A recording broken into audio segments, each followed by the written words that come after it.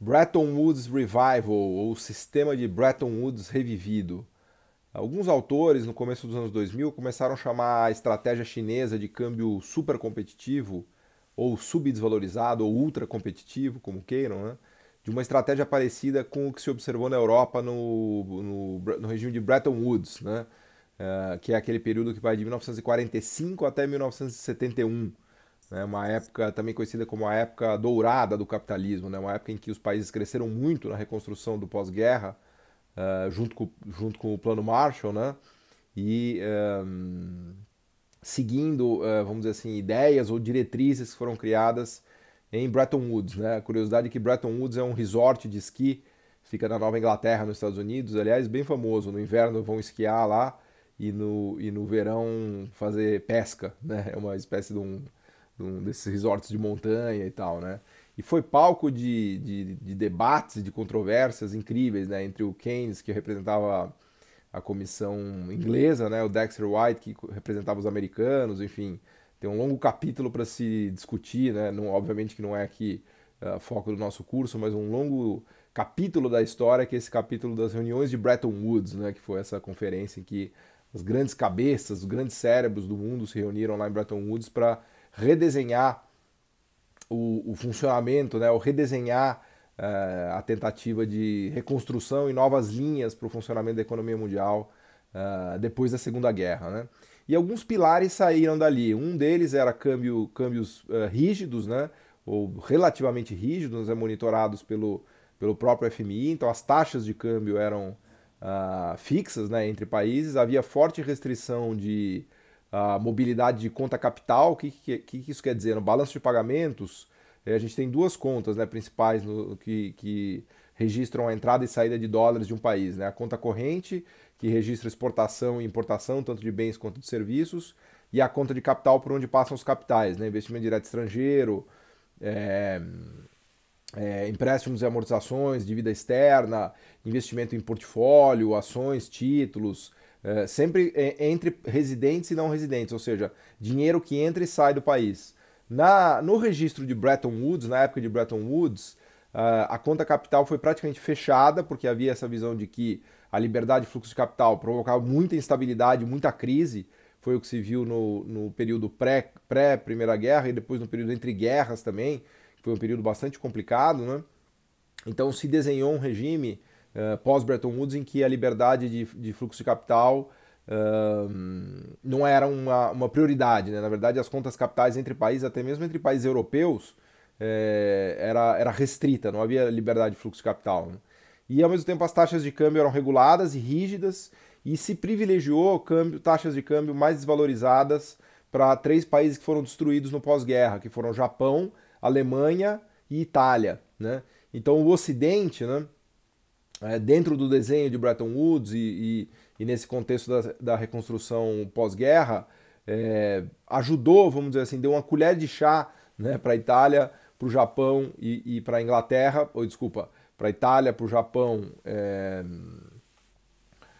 oh meu Deus do céu, para a Itália, para o Japão e para a Alemanha, para favorecer a reconstrução de guerra desses três países. Né? Havia a visão de que com o câmbio mais valorizado, isso estimularia o setor industrial deles, estimularia exportações, né? E seria uma alavanca para a reconstrução econômica desses países, como de fato foi. Né?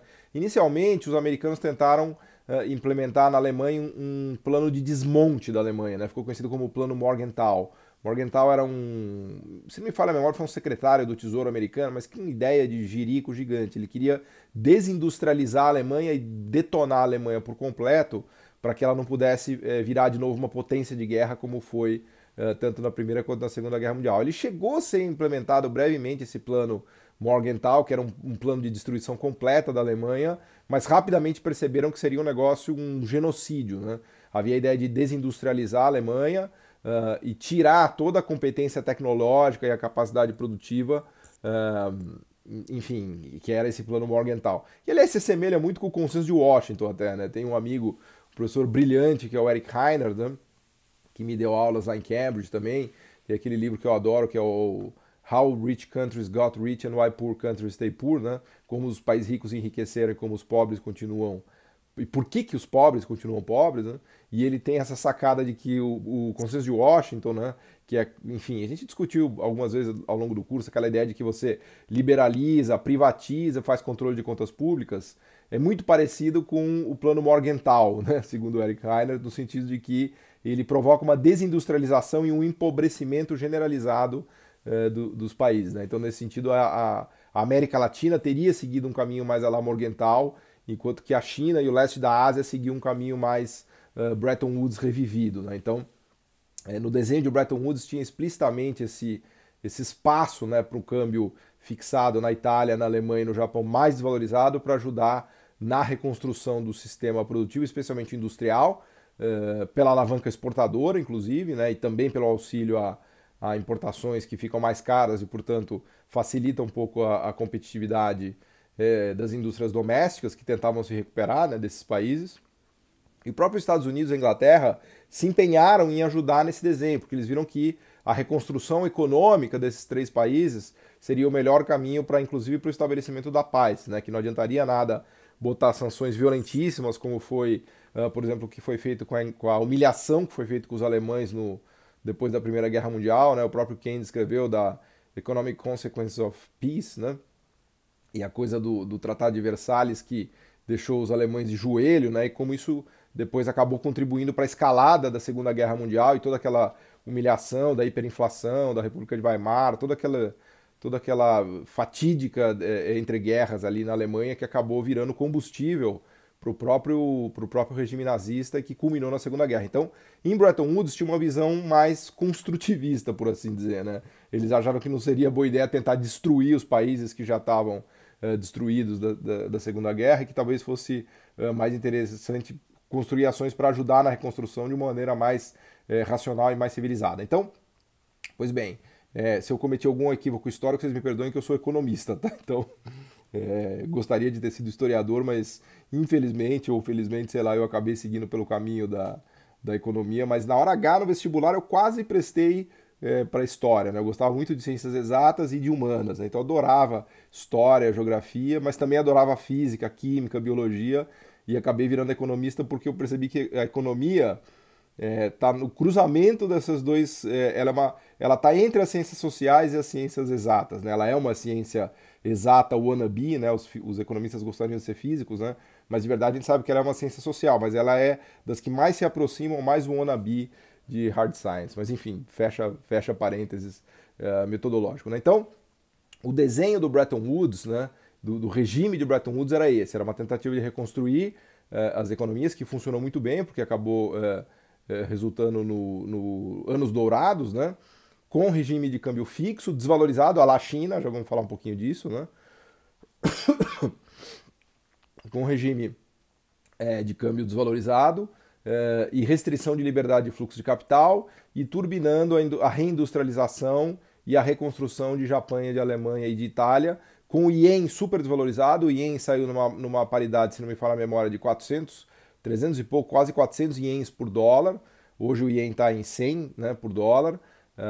A lira italiana super desvalorizada também e o marco alemão super desvalorizado também na saída do pós-segunda guerra. Inclusive o grande blow, né, o grande golpe que o Japão tomou nos 80 foi o forte processo de valorização da moeda japonesa, que é um tema relevante aqui para a gente ao tratar de China, né? Ficou conhecido no Japão como o período da Indaka. Esse período da Indaka foi o resultante dos acordos do Plaza e do Louvre, em que os Estados Unidos colocou de joelhos o Japão, porque havia aquela onda de invasão de produtos japoneses nos Estados Unidos, né? Eles faziam a conta de quando que a economia japonesa ia passar a americana, um pouco parecido até com o que acontece hoje com a China, né?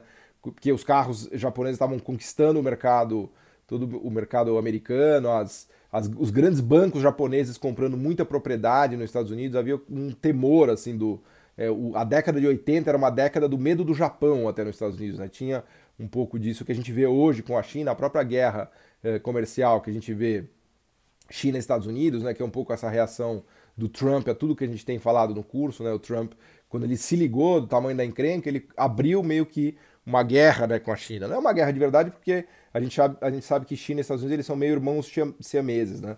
Porque a China ainda depende, cada vez menos, mas tem uma dependência importante ainda do mercado consumidor americano, de 12 trilhões de dólares, que em dólares correntes é o tamanho do PIB chinês, né? O PIB chinês em PPP é 20 trilhões, mas em dólares correntes ele é aproximadamente 12, 13 trilhões, que é o tamanho do mercado de consumo americano. Então veja que se a gente colocar aqui metade do PIB chinês à exportação, muita coisa ainda depende do mercado consumidor americano. Os Estados Unidos deve ter um déficit com a China de qualquer coisa como 300, 400 bilhões de dólares por ano, né?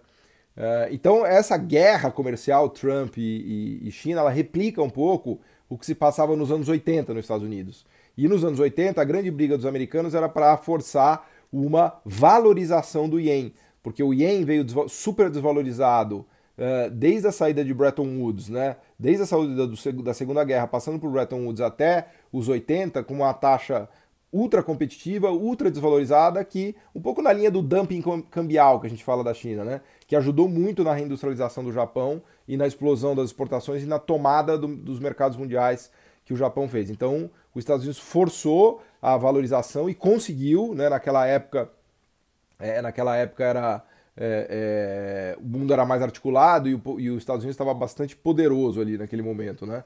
Então, nos acordos do Plaza e depois do Louvre, que foram acordos feitos entre banqueiros centrais, especialmente Estados Unidos, Alemanha e Japão, se chegou no consenso, né? Os japoneses não gostaram muito disso, mas eles estavam prestes a receber uma escalada tarifária do Congresso americano contra produtos japoneses, também exatamente o que a gente vê ocorrendo hoje com Trump, com Estados Unidos e China, né? Então, para evitar essa escalada tarifária, os japoneses acabaram concordando com uma forte apreciação da moeda e dali que o ien caiu de 300 e cacetada para praticamente 100 ienes por dólar, né? Ali foi um processo violento de apreciação, que foi Endaka, que desestruturou completamente vamos dizer assim, o modo de funcionamento da economia japonesa. As empresas passaram a se voltar a fazer investimentos financeiros, o Banco Central reduziu muito os juros no Japão para tentar estimular a atividade econômica para ela não cair, porque ela era muito dependente das exportações. Toda essa história eu estou contando porque ela tem tudo a ver com China, já chego lá. E aí se criou a bolha imobiliária japonesa, com muita violência, se criou uma bolha acionária, que foi a dupla bolha japonesa dos 80, né? E no final dos 80 estourou, as duas bolhas estouraram, né? Então o processo de Endaka, que começa em 85, resulta no estouro da dupla bolha imobiliária e financeira japonesa, que vai devastar a economia japonesa no início dos 90, né? O Nikkei, que tinha batido quase 50 mil pontos, volta para 10, né?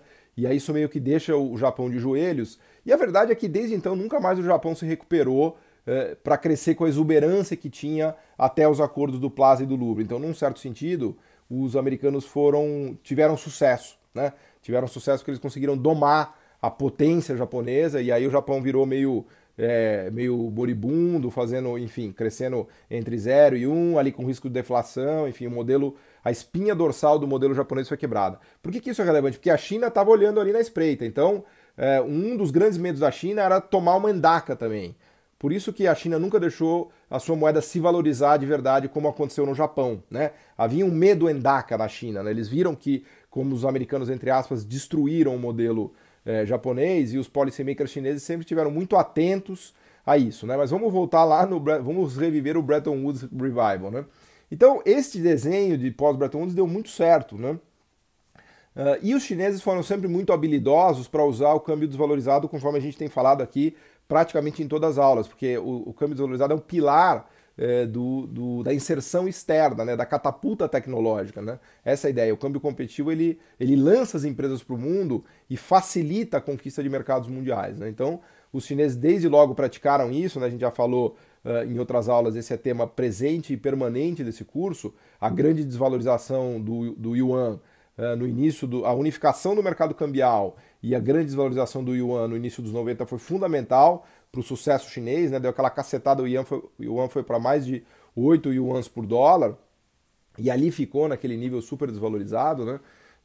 E isso foi fundamental para a aceleração exportadora que a gente viu da economia chinesa e de todas as empresas que a gente citou aqui. Não que, como muito bem diz o Elias, não é que a China é uma economia que depende da exportação, né? Não é isso, porque o mercado interno chinês também foi crescendo e o câmbio desvalorizado também faz, às vezes, de proteger a entrada das multinacionais e das empresas que têm muito domínio tecnológico, né, uma entrada, vamos dizer assim, desigual e assimétrica para conquistar o mercado interno. Então o câmbio desvalorizado ele também dá uma espécie de proteção temporária,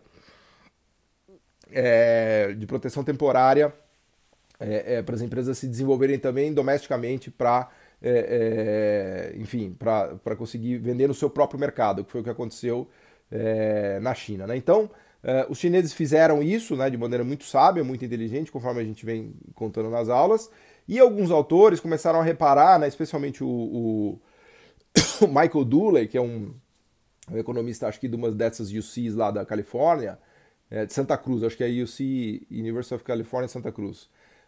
E ele se juntou com mais 2 economistas de banco, né? Eles fizeram uma série de papers que ficou famosa, eu vou deixar aqui na indicação aqui das aulas, que é o Bretton Woods Revival, né? Então eles que vieram com essa ideia muito legal do Bretton Woods revivido, eles estiveram aqui em São Paulo com a gente, acho que 2 vezes, um seminário em 2005, 2006, eu tive com ele algumas vezes, o Michael Dooley, cara, gente finíssimo, americano, professor lá da UC Santa Cruz. E aí essa ideia deles meio que pegou na veia, porque eles falaram, olha, o que a China está fazendo nada mais é do que o Bretton Woods Revival, né? O Bretton Woods era Japão, Alemanha e Itália, agora é China. Claro que ele é um macroeconomista, né? Então ele tem... Eu também sou macroeconomista, me esforço, né, para não ter a visão limitada de macroeconomia. Eu ia falar aqui que ele é um macroeconomista e tem a visão limitada de macroeconomia. Mas enfim, os macroeconomistas eles são menos preocupados com indústria, com discussão de política industrial, da estrutura produtiva e assim por diante, que é um negócio que eu adoro também e ao mesmo tempo eu me esforço para entender macroeconomia e para entender economia industrial. Mas o fato é que ele fez eles fizeram, ele, o Volcker Landau, eu não me lembro o terceiro, mas eu vou deixar aqui esses papers para vocês darem uma olhada. Eles fizeram uma série de papers incrível, né, do Bretton Woods Revival, e em que eles argumentavam justamente isso. Olha, na verdade o que a China faz é que o Japão, a Alemanha e a Itália fizeram no grande acordo de Bretton Woods que deu muito certo, né? Então a diferença do Bretton Woods novo para o Bretton Woods antigo é que antes a periferia do sistema Bretton Woods, e é legal porque ele usa esse termo, né? A periferia do sistema Bretton Woods era Itália, Japão e Alemanha. E agora a periferia do sistema Bretton Woods é o leste da Ásia. A China é, vamos dizer assim, como diria meu amigo Beluso, a cúspide disso daí, né? Mas não só a China, a próprio Japão reencontrou um pouco o caminho de tentar desvalorizar um pouquinho, mas ainda que moribundo, né? Mas sem dúvida que o Coreia do Sul, Taiwan e a China usaram essa potência do câmbio competitivo para turbinar e para dar o upgrade e construir seu sistema industrial, como a gente conta aqui no curso, né? Então, o Michael Dooley ele faz uma divisão, né, do mundo recente, né, desde o final dos 90 até hoje, no que ele chama da nova periferia, que é o leste da Ásia, né, cujo líder é a China, e no centro do sistema. E aí ele faz uma tipologia muito legal. Ele fala, olha, tem 3 tipos de economia nesse novo sistema de Bretton Woods revivido. A gente não está, obviamente, naquele Bretton Woods anterior, em que os fluxos de capitais eram fechados e, portanto, não permitidos, né? Os fluxos de capitais só vão ser permitidos depois de 1971, né, com a debacle do regime de Bretton Woods, quando o De Gaulle vai lá e pede o ouro dele e quebra a paridade ouro-dólar, né, que era o regime de Bretton Woods, ele tinha uma paridade ouro-dólar, né? O ouro era âncora, o dólar era a âncora do sistema e o dólar, por sua vez, estava ancorado no ouro numa paridade que foi definida, inclusive, antes ainda, acho que 1936, 37. Bom, o fato é que esse sistema quebra em 71, 73, porque os países deixam de acreditar no padrão dólar. Nessa época também conhecido como padrão dólar, né? O regime de Bretton Woods ou padrão dólar. Vou deixar uma referência aqui para vocês do livro. O melhor livro que tem sobre isso é o Globalizing Capital do Barry Eichengreen, né? Foi traduzido para o português também como A Globalização do Capital. Aliás, o Barry Eichengreen também é um professor lá da UC Berkeley. É um dos caras que mais estudou a história do sistema financeiro internacional, é muito bom. E ele tem um paper interessante em que ele compara a política cambial chinesa com a política cambial japonesa, que eu também vou deixar como referência aqui nessa aula, que é se não me falha a memória, o Chinese Currency Controversies, que é muito legal, né? Mas enfim, eu dei toda essa volta, voltando aqui na tipologia que o Michael Dooley faz. Então ele diz o seguinte, olha, tem uma economia central que é os Estados Unidos, né? Os Estados Unidos ele tem o que a gente chama de privilégio exorbitante. O que é o privilégio exorbitante? Ele pode emitir dólar à vontade, inclusive ele pode ter muito déficit externo, déficit em conta corrente com os outros países e com China, porque ele paga em dólar, e dólar é a moeda que ele emite, né? volto aqui aproveitar para indicar um outro livro que é O Privilégio Exorbitante, do Barry Eichengreen também, que é um baita livro. Aliás, ele estava aqui, olha só, ele está exatamente aqui na minha frente, ó. Por acaso, está aqui na biblioteca, ó, Exorbitant Privilege, The Rise and Fall of the Dollar and the Future of the International Monetary System. Baita livro, vou deixar aqui como referência. Aliás, vou até deixar ele aqui já para não esquecer.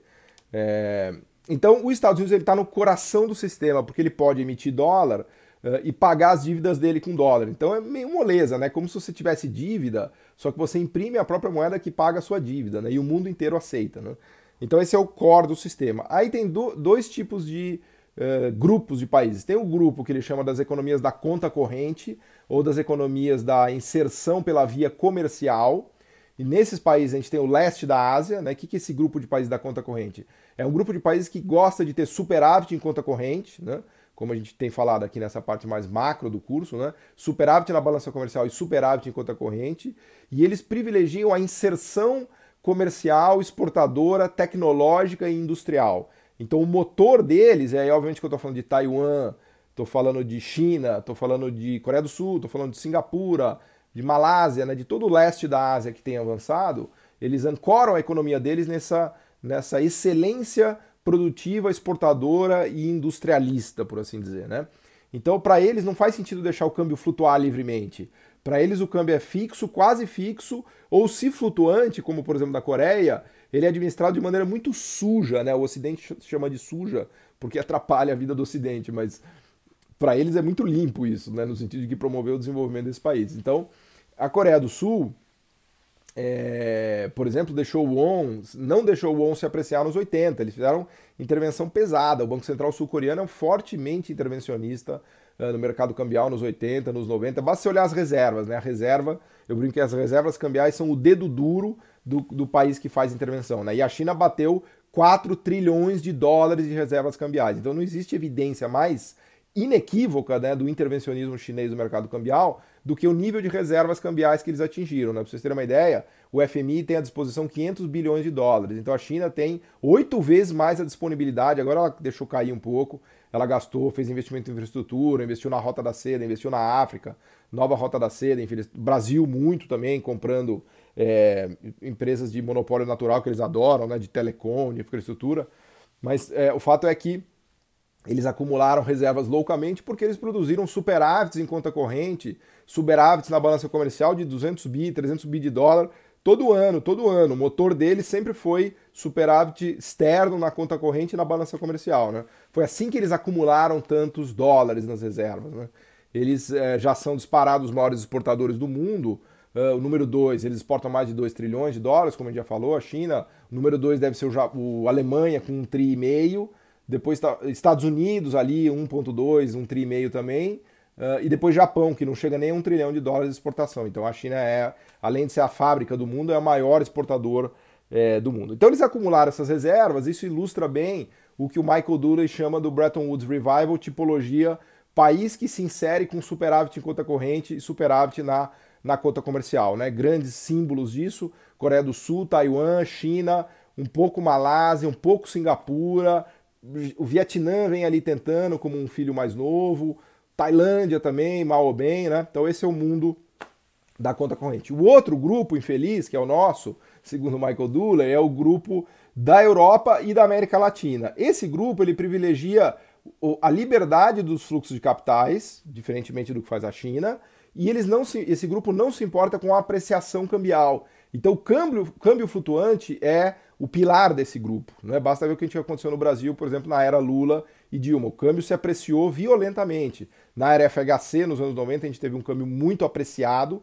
como diz os economistas, sobrevalorizado, a moeda valia muito mais do que deveria valer.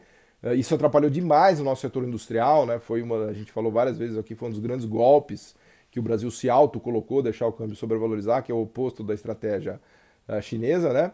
Mas, para esses países da conta capital, né, ele chama países da conta capital, o importante é deixar o câmbio flutuar, porque os investidores domésticos são muito poderosos, eles querem liberdade de fluxos de capital e eles querem ficar ricos deixando o câmbio apreciar, porque nada deixa um brasileiro que é rico mais rico do que um câmbio apreciado, porque daí ele fica rico em dólar. Então, o mesmo vale para o colombiano, para o peruano, vale para toda a América Latina. Então, a América Latina, além de ter sofrido do problema da doença holandesa, que é aquele em que o país que tem muito recurso natural acaba vendo sua moeda apreciar ou se valorizar porque o preço dessa moeda, o preço desse recurso natural sobe, né? Os economistas chamam isso da maldição dos recursos naturais, que é um problema latino-americano.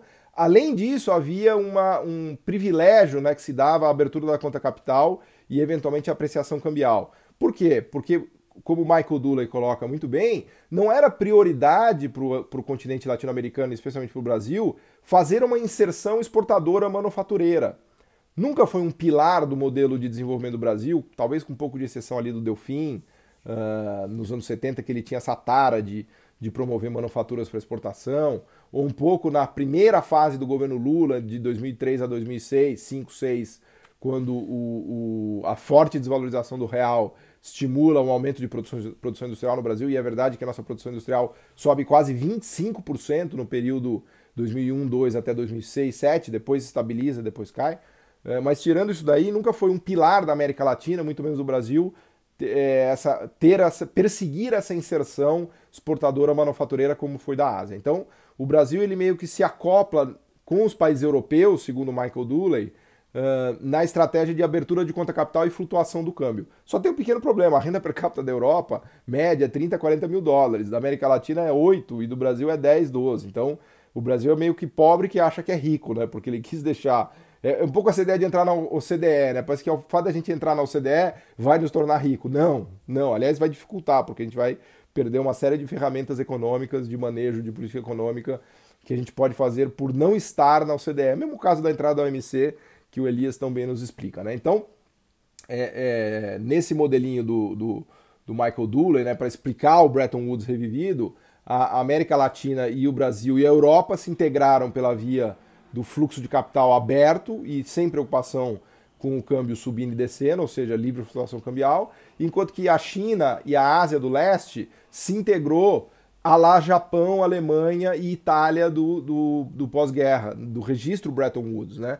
E foi isso que deu certo. Então, assim como a Itália se reconstruiu, a Alemanha e Japão se reconstruíram no pós-guerra, também o leste da Ásia não se reconstruiu porque ele não tinha sido destruído, mas ele se construiu nos moldes, né, no modelo da indústria, da expansão industrial manufatureira, naquela escadinha que eu sempre falo, que eu falei várias vezes no curso, né, na escadinha do low-tech, medium-tech, high-tech e serviços sofisticados. Né? Então, o leste da Ásia percorreu essa rota, por assim dizer, de Bretton Woods, que é a rota japonesa, a rota alemã e a rota italiana. Né? Então, essa foi uma grande sacada do Michael Dooley, essa série de papers do Bretton Woods Revival e do Bretton Woods Revivido, mostrando como a China, na verdade, replica essas estratégias que tão bem funcionaram nos países destruídos no pós-Segunda Guerra. Tá? Então, eu vou deixar todas essas referências aqui.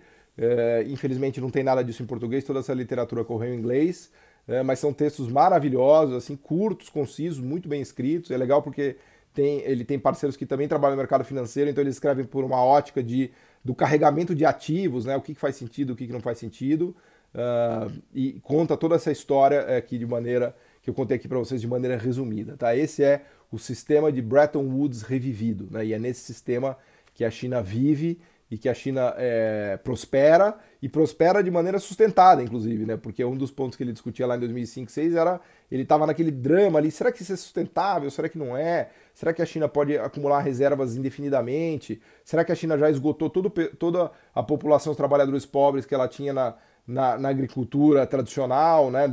Lembrando da conexão, né, que o Elias também explica do exército industrial de reserva, né, ou do modelo de Lewis, daquela mão de obra ainda não produtiva.